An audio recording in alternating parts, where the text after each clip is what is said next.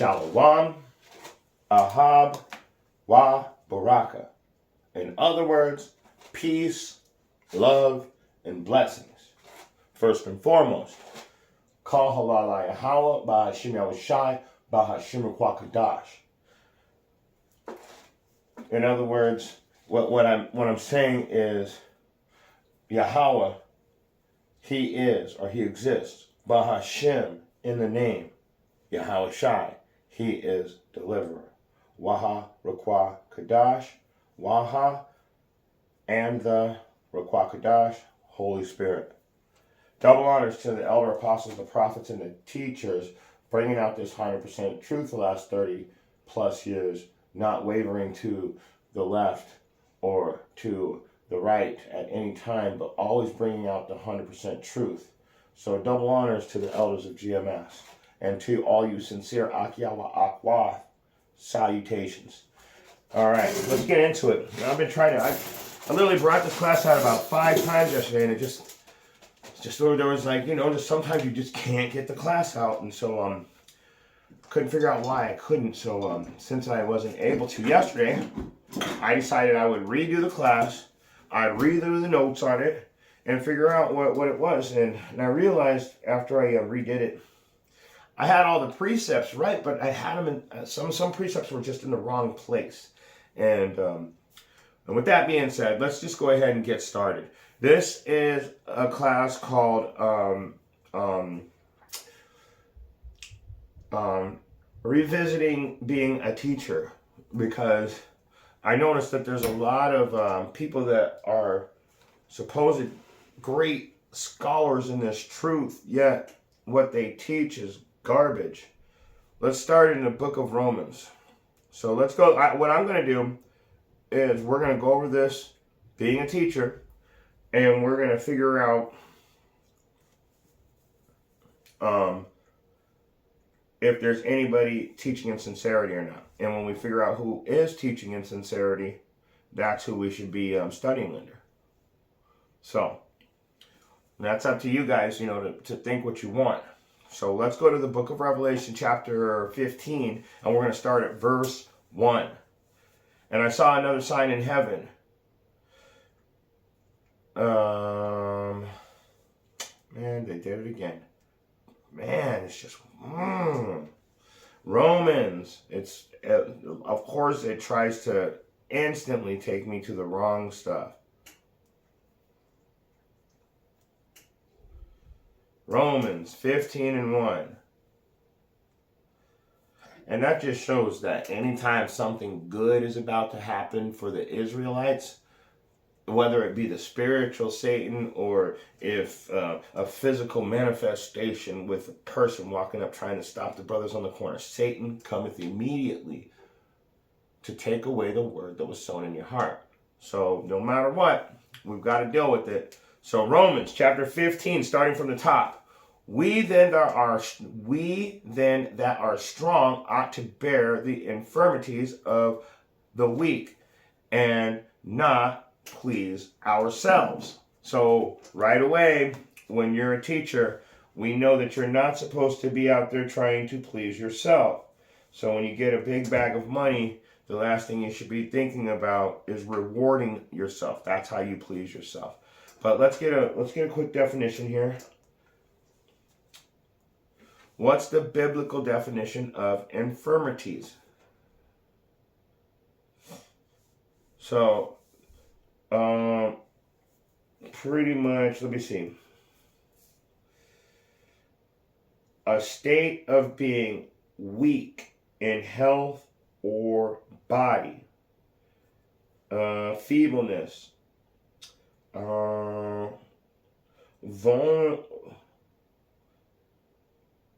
No.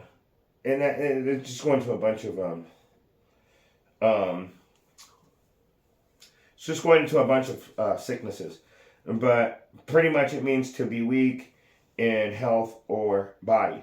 So we then that are strong ought to bear the infirmities of the weak and not to please ourselves. Let every one of us please his neighbor for his good edification. So when it says infirmities, this guy's spiritually weak. Okay? He's spiritually weak in his body and in his soul. And that will cause you to be weak in your health. But so spiritually, this guy is a weak person, or these people. So as the children of Israel, the prophets that were given the 100% truth, we then that are strong in this truth ought to bear the infirmities of the weak and not to please ourselves. So what spiritually? So they're spiritually weak in their body and in their soul. So we're going to be able to bear that strength. How are we going to do it? Let's read the next verse. Let every one of us please his neighbor for his good to edification. The word edification, to edify, to teach. So how do we please our neighbor? To teach. And who else is being pleased in this teaching? Who else are we pleasing by doing that, right? We've got somebody else that we're pleasing. 1 Corinthians chapter 1, KJV. So let's see who else we're going to please by doing so. Let's go down to 1 and let's go to verse 21. For after that, in the wisdom of Yahweh by the world by wisdom knew not Yahweh. It pleased Yahweh by the foolishness of preaching to save them that believe. So right here is telling us, let every one of us please his neighbor for his good to edification. And Yahweh Ba'ashem Yahweh Shai said, it pleased Yahweh by the foolishness of preaching to save them that believed. So when we edify our brothers, we're saving them that believed. And it not only is it pleasing to our neighbors who need this truth, who the Most High chose to receive it, but it also pleases Yahweh for the foolishness of our teaching. And why is it foolish? Because he could instantly do anything he wants. He could wake that person up, put that person to sleep, make the person float like he's got some kind of exorcism. I mean, he could literally do anything he wants. So to see how strong our faith is in doing his works, it pleases him. And we please our neighbors by teaching the truth to them sincerely. Okay, let's move on. For even Yahushua pleased not himself, but as it is written, the reproaches of them that reproached thee fell on him. For whatsoever things were written aforetime were written for our learning, that we through patience and comfort of the scriptures might have hope. So let me keep going. One more. Now, Yahweh, the God of patience and consolation, grant you to be like-minded one towards another, according to Yahushua HaMashiach. So it's saying that everything that was written aforetime, it was written for our learning. So what are we going to do? What are we going to do as teachers? We're going to teach what was written aforetime. In other words, we are going to humbly teach the basic knowledge and wisdom of the Bible. The basic knowledge and wisdom of the Bible. So, I think it's first. I need to get another precept. So we're going to teach the basic knowledge and wisdom of the Bible.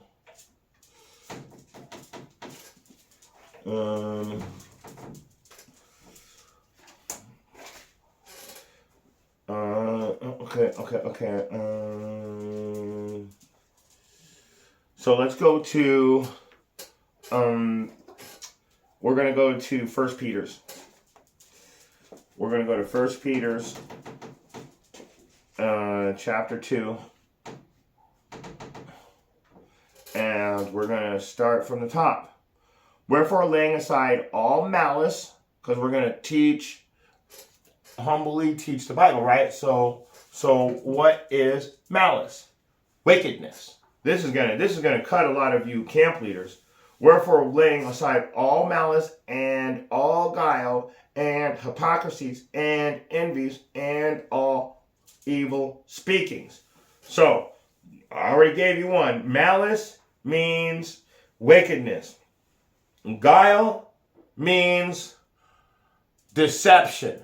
So lay aside all your wickedness and all your lies or deceptions. Hypocrisies, telling somebody to like, hey, don't be doing that, and then you go and do it yourself. That is a hypocrite. Perfect example would be a person smoking a cigarette saying, don't smoke. No, I know I do. It's bad though. You don't do it. So even though it is a bad thing, but it's a hypocrisy to tell somebody not to do something and you're doing it in their face. So all hypocrisies, envies. To envy somebody is to be jealous of what they have or what they're doing. So we're not going to be envious of anybody or anything. That's why it says don't be envious of your oppressors. And all evil speakings. So we should not we should lay aside all of the evil speakings. Don't speak outside of these doctrines. Teach the truth. Teach the 100% truth. Stay away from everything else. Okay? Now, let's keep going. Let everyone as newborn babies desire the sincere milk of the word, that ye may grow thereby. So the milk, the sincere milk of the word, is the basic knowledge and wisdom. Remember, we're going to teach what was aforetime. We're going to teach the basic knowledge and wisdom. If so, be ye have tasted that Yahweh is gracious.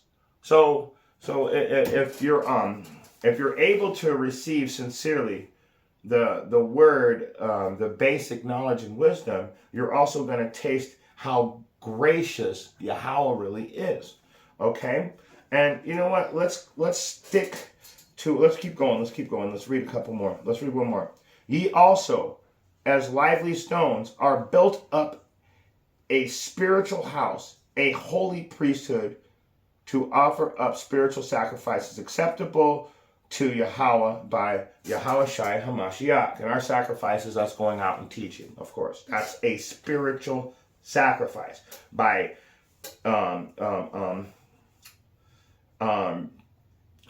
following the instructions of the book sincerely, with zeal, a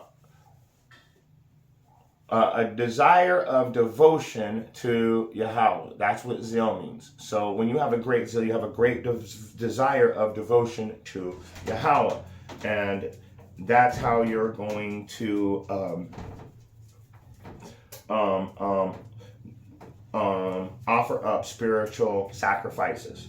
All right, but let's keep going. I want to concentrate though. Desire sincere milk.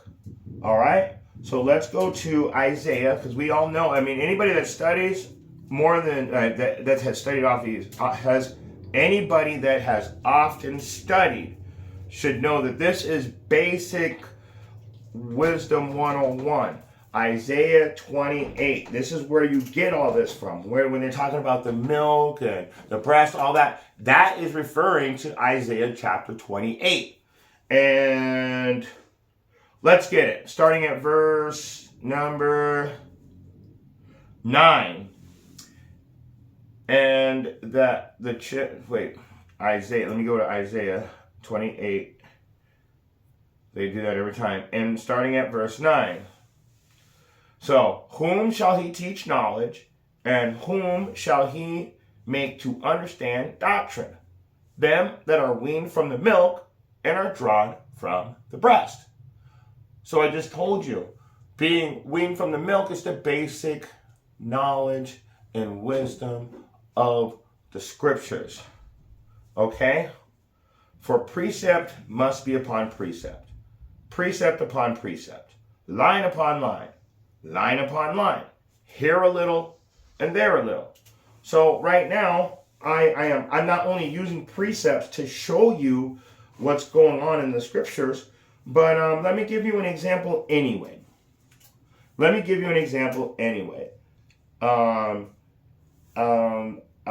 I said that we desire the sincere milk, and I think it was 1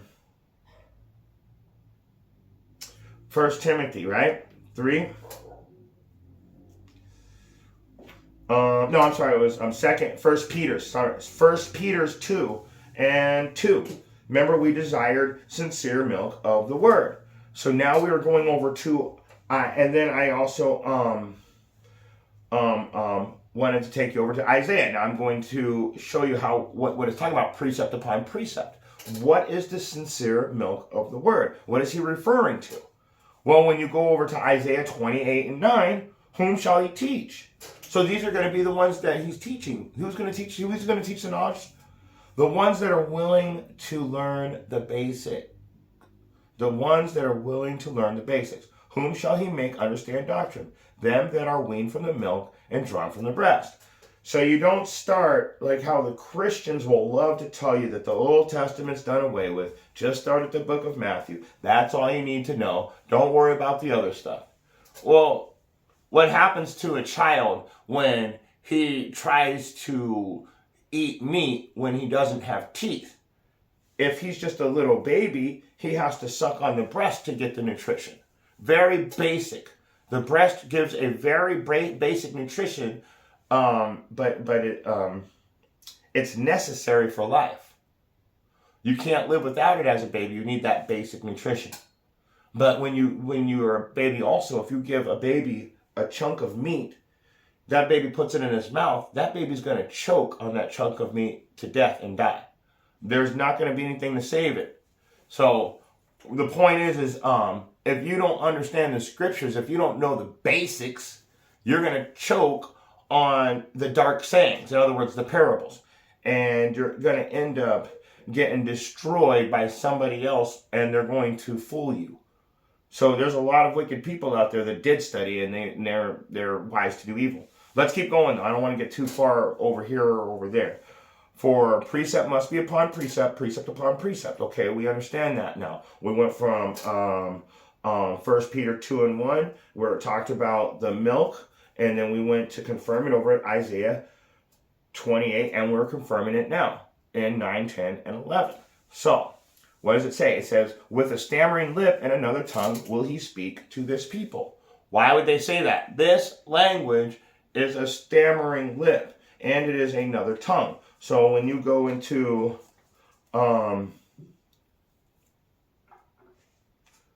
the prologue to the son of Sirach, Jesus, and when you go into that, let's go into the KJV version. And what we need is, we're going to go halfway down. So the prologue is actually, it's kind of long, but this is the prologue to Jesus, the son of Sirach. So this is the beginning of the book of Sirach.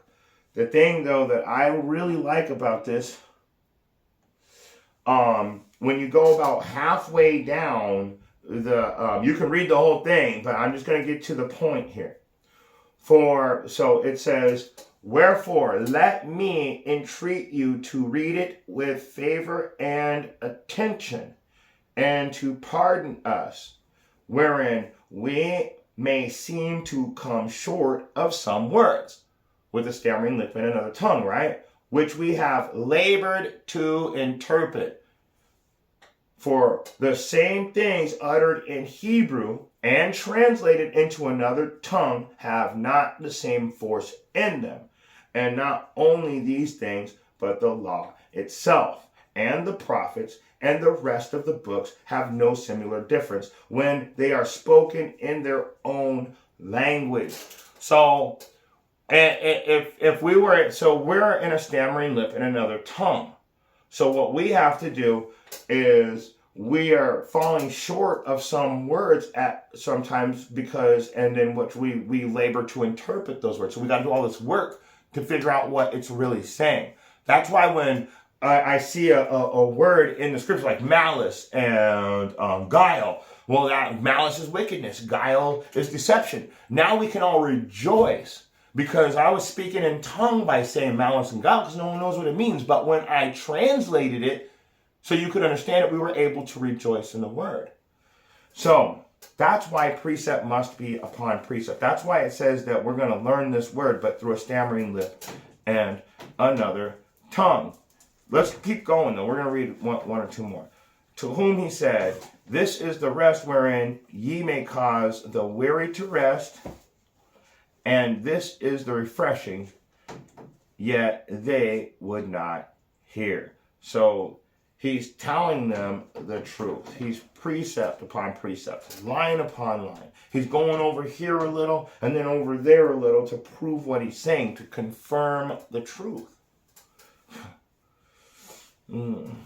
So let me keep going. One more.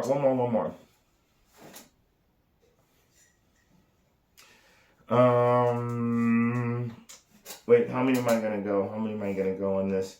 I'm going to go, okay. I'm going to go ahead and read one more because I really like what it says. So this is verse 13. So Isaiah 28:13.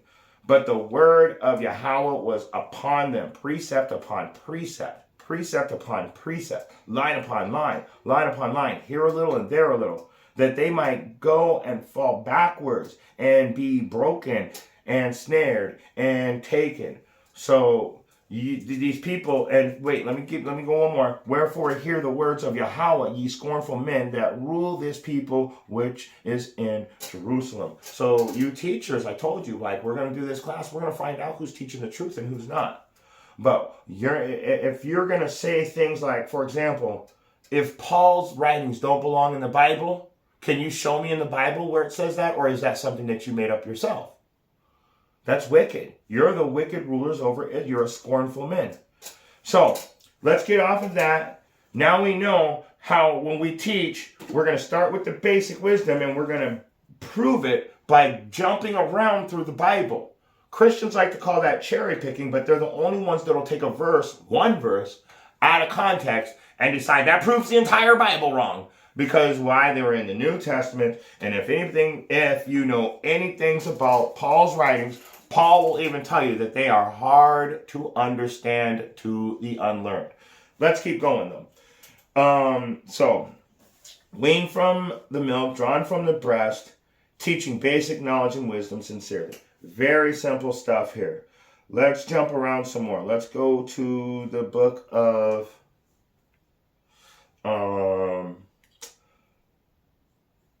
1 Timothy. Let's try that. Let's go to the book of 1 Timothy. If I can find it. We're going to go to chapter 3. And, like I said, you're going to be weaned from the breast. You're going to be drawn from the milk. And you're going to sincerely teach the truth. And what's going to happen when you start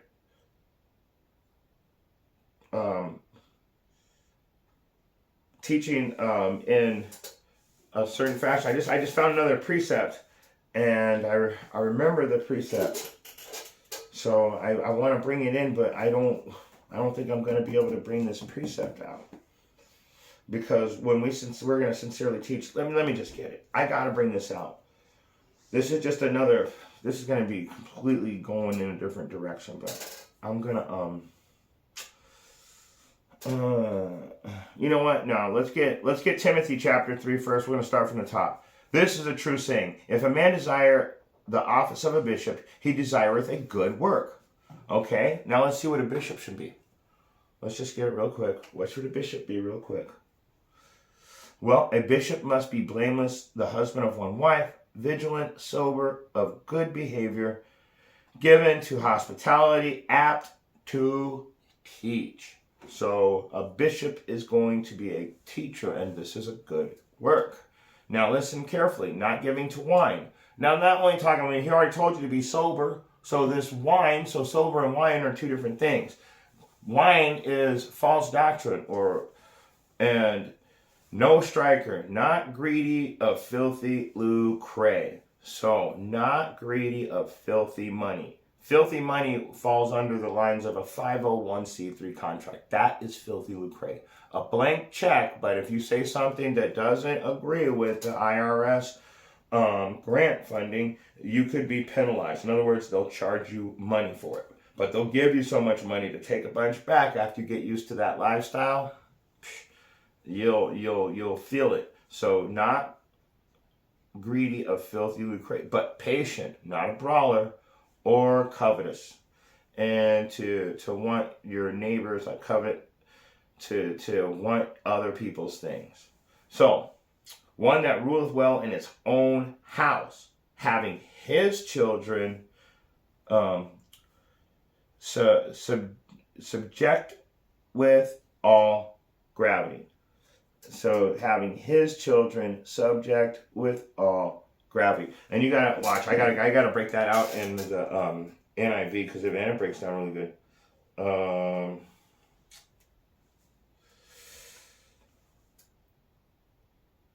What was it? Oh, here it is. 1 Timothy chapter 3, verse 4, NIV. Watch this. Oh man, I love this breakdown. I love this breakdown. Let's go to the Bible Hub. So listen to this. He must. So I'm going to read it again in the King James.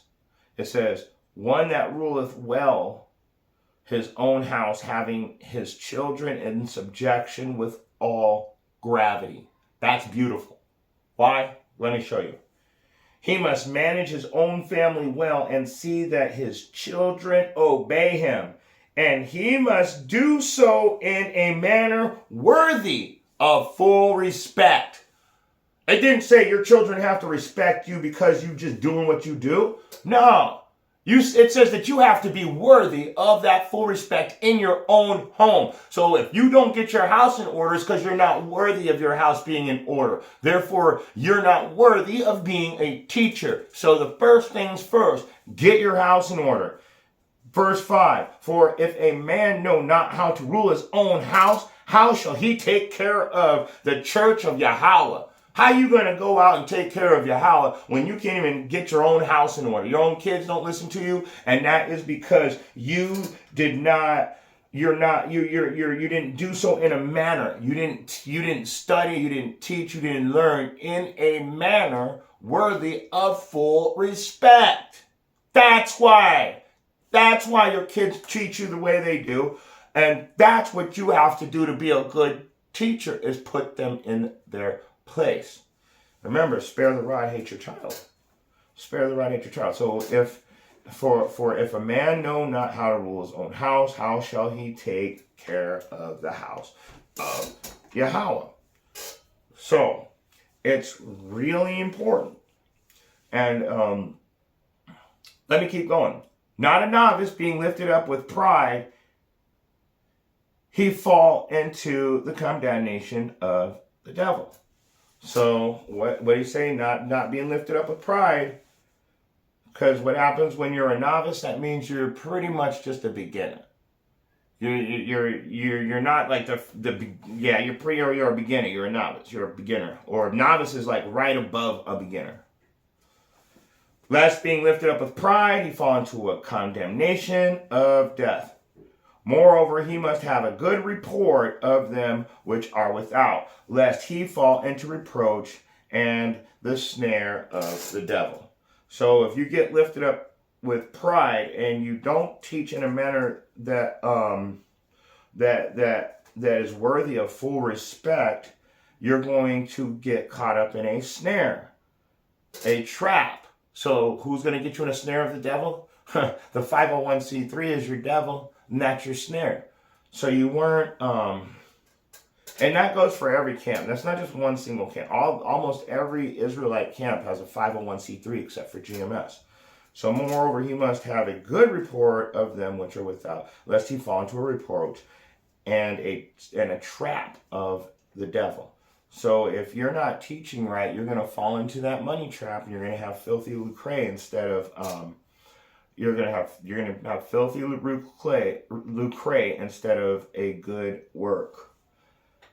Let's keep going though, because let's what was that? That was 1 Timothy, right? Filthy lucre. So I want to focus on the word lifted up with pride, okay? Let's focus on that for a minute. Lifted up with pride. Let's go over to the book of Luke. Because it says, wait, let's do this one.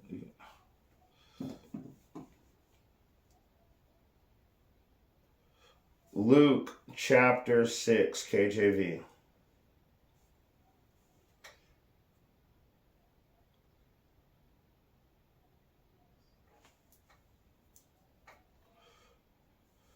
I don't know why, but man, this thing is not allowing me to. It's only letting me use the 613. The 1611. Sorry. And sometimes things are hard to understand just in the spelling. So let's go to the book of Luke, chapter 6. We're going to start at verse 40. And like I said, what we're going to focus on here is verse 6. Not a novice left being lifted up with pride. So we don't want to be lifted up with pride. So let's go to Luke 6 and 40. The disciple is not above his master. So if you're a novice, you're a beginning. That means you have to be studying under somebody. And guess who you're actually studying under? Yahushua. So the disciple is not above his master, but everyone that is perfect shall be as his master. And so what did it say? If you're that a person that's going to be as his master, he's going to humble himself. He's going to be humble in this truth. He's not going to be prideful. He's not going to be lifted up in pride. Let me get that. Let's go to Luke 22. Let's stay in the book of Luke, and we're going to go to chapter 22.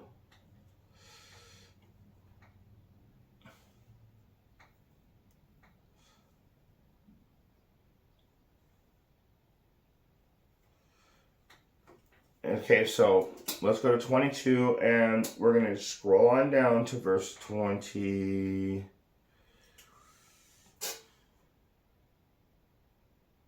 Okay, let's start at 25. Luke 22 and 25. And he said unto them, the kings of the Gentiles exercise lordship over them, and they that exercise authority upon them are called benefactors. So these people are being called benefactors. Now, verse 26, but ye shall not be so. But, like I said, not being lifted up with pride. We're going to teach this truth humbly and sincerely. But he that is greatest among you, let him be as the younger. So the greatest man, you're going to humble yourself down in this truth. And he that is chief, as he that doth serve. So the chief priest is going to act like the chief servant. He's going to be the best servant. So the best leader is going to be the greatest follower of his people. He's going to lead by example, in other words. Let's prove it. Let's prove it. I'm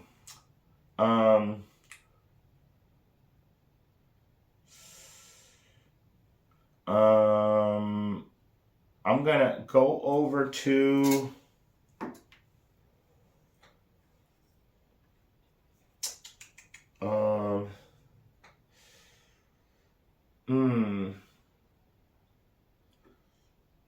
So he that is chief should be as like the best servant, like I said. And what I meant by let's prove that. Let's prove that in the form of teaching. Because as a teacher, as you can tell, if I'm teaching, why am I always taking notes? So, as a great chief, I should become a good servant. So a chief is going to show his people the right direction to go. We got to get this. Let's just jump around over to the book of Hebrews. I'm tired of building up to it. Let's just grab it. Hebrews. Chapter 5, verse 12. Let's see if we need to start anywhere else. Let's start at 11. Of whom we have many things to say, because we're going to teach you, and hard to be uttered, seeing that you are dull of hearing. So the things that we're saying, it's going to be hard to pretty much make you understand, because you don't want to hear it anyway. You're really dull of hearing. Now listen to this very carefully, because we're already going to be uttering hard sayings to you. And I told you, don't be prideful in the truth, to humble yourself down sincerely. I told you, if you're the chief, you should be the best servant. In other words, if you're the ruler, you should act as if you were the follower. If you're the greatest elder, you should act as the younger. And verse 12 in Hebrews 5 and 12. For the time ye ought to be teachers, ye have need that one teach you again. Like I said, all I do is take notes. Why don't I just say what I'm going to say? Because I'm learning still. And I've got notes on top of classes, and then a lot of these are the same precepts. But for the time ye ought to be teachers, you have need that one teach you again, which be the first principles of the oracles of Yahweh, and are become such as have need of milk and not strong meat. Going all the way back to Isaiah 28, 9 through 12. So now we're just going in circles. We need that basic knowledge and wisdom, and not of strong meat. For everyone that useth milk is unskillful in the word of righteousness, for he is a baby. So we're got to teach you the basics first, because you're not going to understand the understand the dark sayings unless you're skilled in the basic knowledge and wisdom. So he that useth milk, so when a baby has to suckle on milk, it's because he doesn't have teeth yet, so he can't eat any meat. But strong meat belongeth to them that are of full age. You got to have those teeth. Even those who by reason of use have their senses exercised to discern both good and evil. In other words, study to show thyself approved. A workman that needeth not be ashamed. Sorry, I got to get that now. I paraphrased it. I forgot where it's at. That's why. Study to show thyself approved, a workman that needeth not be ashamed. Rightfully dividing the word of truth. That's where I was messing up. So, study to show thyself approved unto Yahweh. This is why I like paraphrasing. I left the whole name out. Study to show thyself approved unto Yahweh, a workman that needeth not to be ashamed, rightfully dividing the word of truth. 2 Timothy 2 and 15. So, for when the time ye ought be teachers, you have need that one teach you again. So what do? You study to show yourself approved. And now let's jump down to number 14. But strong meat belongeth to them that are of full age, even those who by reason of use have their senses exercised to discern both good and evil. So when you study to show yourself approved, the Most High puts a spirit on you to discern the good from the evil. It's called a blessing, because you're doing the works. Some of them payments are payments of knowledge, payments of understanding, payments of righteousness. Some are physical blessings that make your bills get paid when you don't have the money. So it's not just one little thing. And stop trying to isolate like that. Like, I'm going to pray for this, and the Most High is going to help me. He might not help you. He might have a different plan for you. So the best thing is to study to show yourself approved. And if you're going to teach, you ought to become a student, and somebody needs to teach you again. Me too. That's why I go back to the drawing board for every class. Let's keep going. We got a few more, and then I'm going to call it a day. Let's go to the book of Job real quick. I like to use these two scriptures, but honestly, this is a guy trying to rebuke Job, but he says like actually two decent things. Job chapter 32 KJV. And let's get it. Starting at verse 7. I say, days should speak, and a multitude of years should teach wisdom. What did I just tell you? Study to show thyself approved. And the days that'll speak is the prophecies are going to show themselves. They're going to actually manifest, and you're going to see them. So you've already been warned. That's us warning you also. And now our warnings are coming to pass. So the word, the prophecies are now speaking as loud as the prophets, as they're being fulfilled. But, this is verse 8, but there is a spirit in man, and the inspiration of the Almighty give them understanding. So like I said, when you study to show yourself approved, what did I just tell you? That he's going to put a spirit on you to discern good from evil. So let me read it again. But there is a spirit in man, and the inspiration of the Almighty giveth them understanding. So, let's go ahead and move around some more. I got a precept for that, obviously, because that is just a beautiful verse. So there's a spirit in man, and the inspiration of Yahweh Bahashem, Yahweh Shai, giveth them understanding. So who's going to do that? Yahweh Bahashem, Yahweh Shai. What's he going to do? He's going to give you understanding. So we've got to get this really quick. This is Amos, of course. For all those people that already know, I'm going to go to Amos. Once I say chapter 3, you already know which verse it is. If you study, if you say Amos 3 and 7, you're absolutely right. But I'm going to start at verse 6. Shall a trumpet be blown in the city, and the people be not afraid?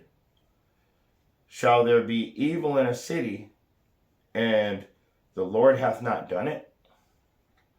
So the trumpet being blown is when you see the prophets out on the corners teaching the Bible, telling you that the MOTB is coming soon. And then they explain exactly what the MOTB is. It's a charagma that's administered by the Koraks. Do some research. I'm not trying to get my channel shut down. But, okay, so now we understand that. That's the trumpet being blown in the city. And the people not be afraid? Aren't they going to be afraid? Some are, the ones that can hear the warning, but the other ones, they just keep walking past. Shall there be evil in the city, and the Lord hath not done it? Shall there be evil in the city, and the Lord hath not done it? Psh, yes, we're going to get that. So, Deuteronomy, chapter 32. We'll go down to verse 39. See now that I, even I, am he, and there is no God with me. So, who's done it? He's done it. And see that I am he, and there is no God with me. I kill, I make alive, I wound, I heal. Neither is there any that can deliver out of my hand. So, so when you hear the trumpet blown in the city and the people not be afraid, shall there be evil in the city, and the Lord hath not done it? That's why it's questioning you, because yeah, he did it. He's telling you he did it. 32 and 39. Now see that I, even I am he, that there is no God with me. Lowercase g. Ain't nobody with him. I kill, I make alive, I wound, I heal. So has the Lord done it? Yes, he has. And there is none, there is, and neither is there any that can deliver out of my hand. So he's telling you that yes, I'm the one that did it. Now, verse 7, surely the Lord will do nothing, but he reveals his secrets unto his servants, the prophets. Now, I just finished telling you that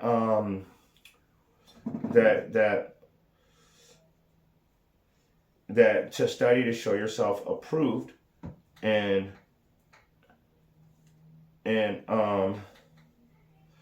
Job, I showed you that this is beautiful in verse 8. But there is a spirit in man. The inspiration of Yahweh B'Shem Yahushai giveth them understanding. And so when you go back over here, it says, surely Yahweh will do nothing, but he giveth understanding, right? Or revealeth his secrets unto his servants, the prophets. Let's get a couple more verses. We're going to shut it down. Revelation.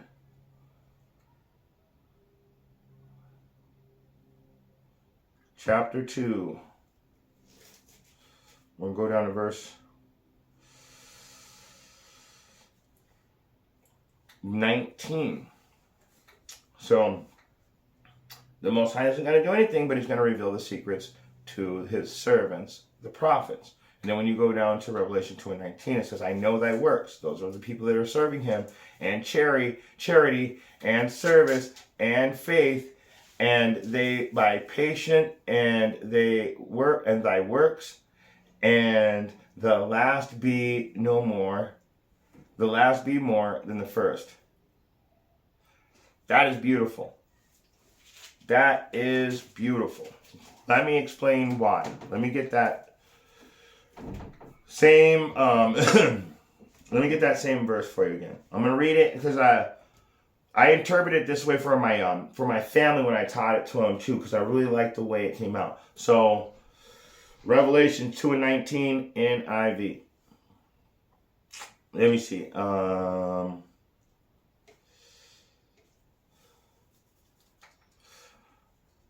This is Revelation 2:19. I know your deeds,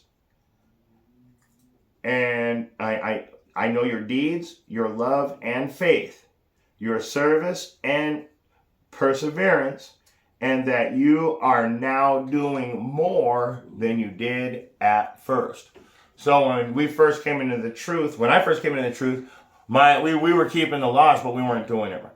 And then when we started keeping the laws right, we had to, you keep increasing. That's why I say this book is application. You got to apply what you learn to your life. So now it went from when we first started in the truth, I remember very clearly thinking Friday night to Saturday night was the Shabbat. In fact, I thought the Shabbat, literally I go so far back that the Sabbath was on Saturday. And then I studied and realized in Genesis it said the evening and the morning were the next day. So the next day starts as the sun goes down. So we started keeping it from Friday night to Saturday night.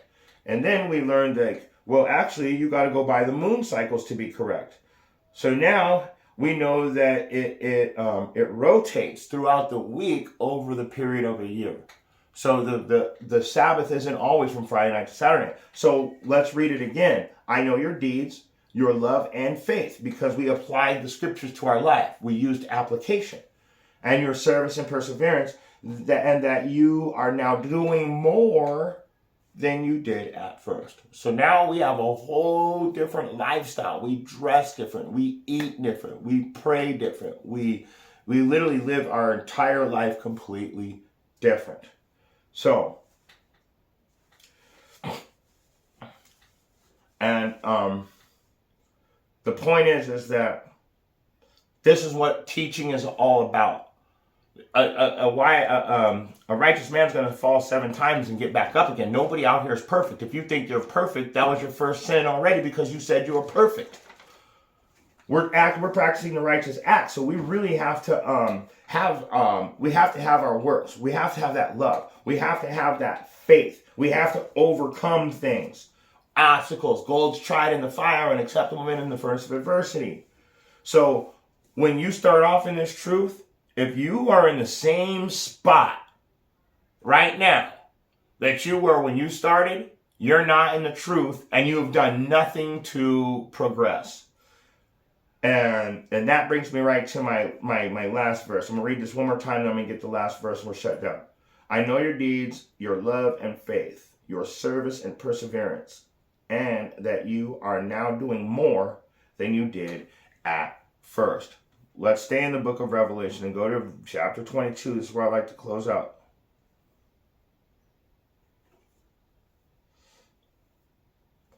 Verse 12. And behold, I come quickly, and my reward is with me to give every man according to his work shall be.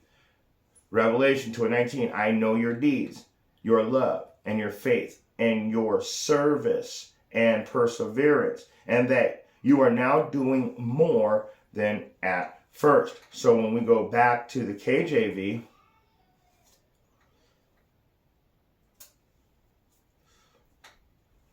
I know thy works. So now when I read it now you know what the verse means. I'm going to read it back to the King James Version, and we're going to make the precept line up with Revelation 22 and 12. So I know thy works, and thy charity, and service, and faith, and thy patience, and thy works, and the last to be more than the first. Now let's read 12. Behold, I come quickly, and my reward is with me to give every man according to his works. His works.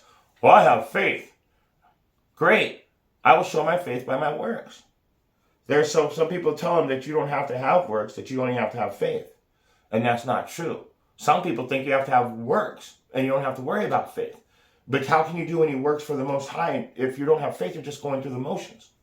So you have to show your faith through your works. And then you go back to Revelation 22 and 12, and behold, I come quickly, my reward is with me to give every man according to his works shall be. So if you were able to get something out of this message, I can only pray if you have eyes to see and ears to hear that this was exhorting and edifying to you, that it was encouraging and you were able to learn. Shalom.